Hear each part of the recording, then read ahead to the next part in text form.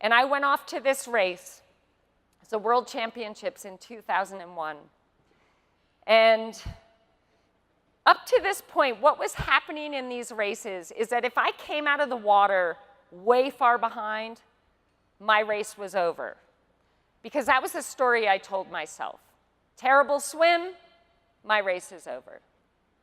But on this day, I was in the shape of my life. I had never been so fit, so fast, so strong mentally. And I came out of the water in near last place. But on this day, I changed my story.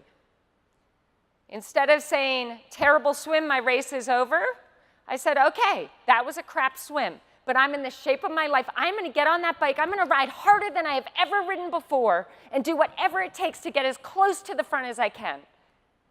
The meaning I gave that bad swim now, it's an opportunity. So I get on the bike, and I am just driving it. You don't drive a bike. But it felt like I felt like I was just boom, boom, boom, cha, cha. I felt like I was just killing myself. And I caught the fourth pack. And then I caught the third pack. And then I caught the second pack. And on the last lap of this 6-lap bike course, I caught the front. And who's there but McKeely Jones? And McKeely looks at me and she said, well, that was frickin' stupid. As if to say, you're going to have no legs left for the run. And it's McKeely Jones, like I idolize her. And I take a deep breath, and again, another one of those times where I have no idea where this came from. I turn to her and I say, hey, McKeely, ready to run? And then I'm like, oh my God, I can't believe I just said that. I can't believe I just said that to McKeely Jones.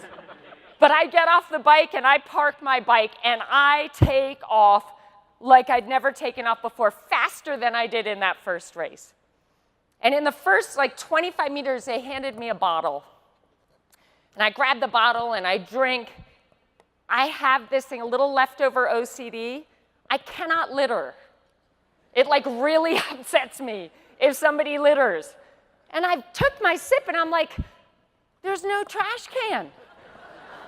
And I'm starting to panic a little. And so right about maybe 1, 2, 3 tables over, there's a trash can.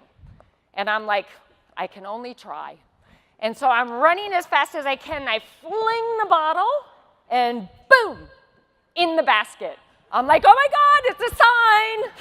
It's a sign. It's such a good sign. And I take off, and I am running so hard, and McKeely's breathing down my neck. She's tall. Her breath is like a hot fan on my back. And I am just literally running for my life. And I see my mom, my beautiful mom, and she's like, I'm on the third of 3 laps. And she's like, you're winning!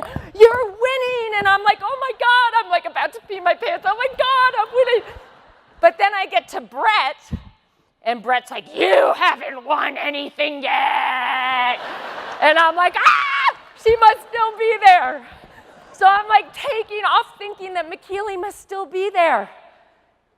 But I crossed that line, world champion 2 minutes ahead of everyone else behind me.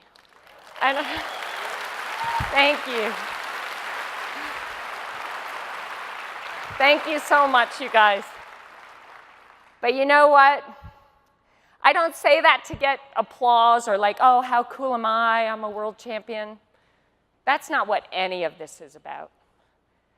On that day, the gift that I gave myself is that for the first time in my life, I felt a love and an appreciation and a respect for myself.